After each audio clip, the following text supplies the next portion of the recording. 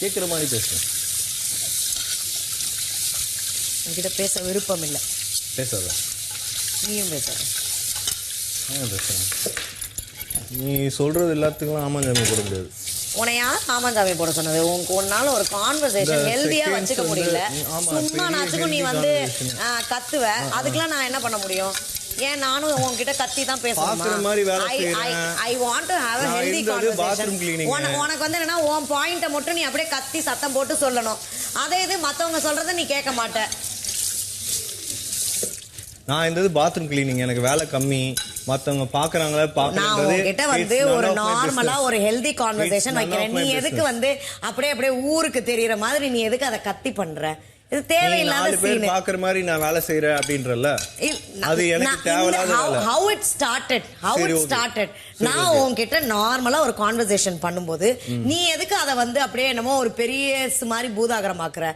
அப்படி இல்லையே. why can't you have a normal conversation with me? என்ன இத வந்து சொல்றியா? சரி ஓகே சொல்ல.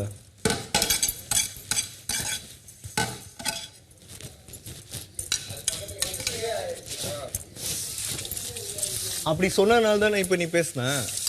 அது போல நான் உன்கிட்ட வந்து ஆல்ரெடி டிஸ்கஸ் பண்ணது இல்லையா? எப்படி பேசுறேன்னு நான் உன்கிட்ட ஆல்ரெடி டிஸ்கஸ் பண்ணது இல்லையா? அது போல எனக்கு நான் உன்கிட்ட ஆல்ரெடி டிஸ்கஸ் பண்ணது இல்லையா அந்த செகண்ட்ஸ் மேட்டரை பத்தி? போடா.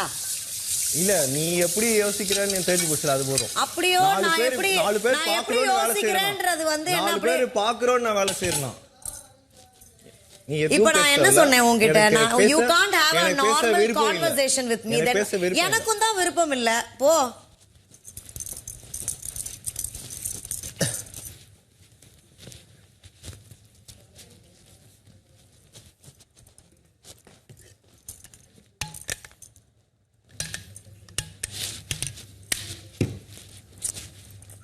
அந்த செகண்ட்ஸில் வந்து நானே நடந்துக்கிட்டலாம் 2 வாட்டி. அதனால தான் பெஸ்ட் பெர்ஃபார்மர் வாங்கினான்.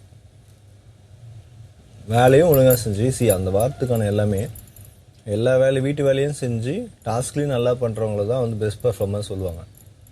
வேலையில் நான் என்ன சொன்னால், பசிக்கும்போது சாப்பாடு போடாமல் பசியால் செத்து வாடின அப்புறம் நைட்டு சாப்பாடு போட்டால் அதில் என்ன யூஸ் இருக்குது?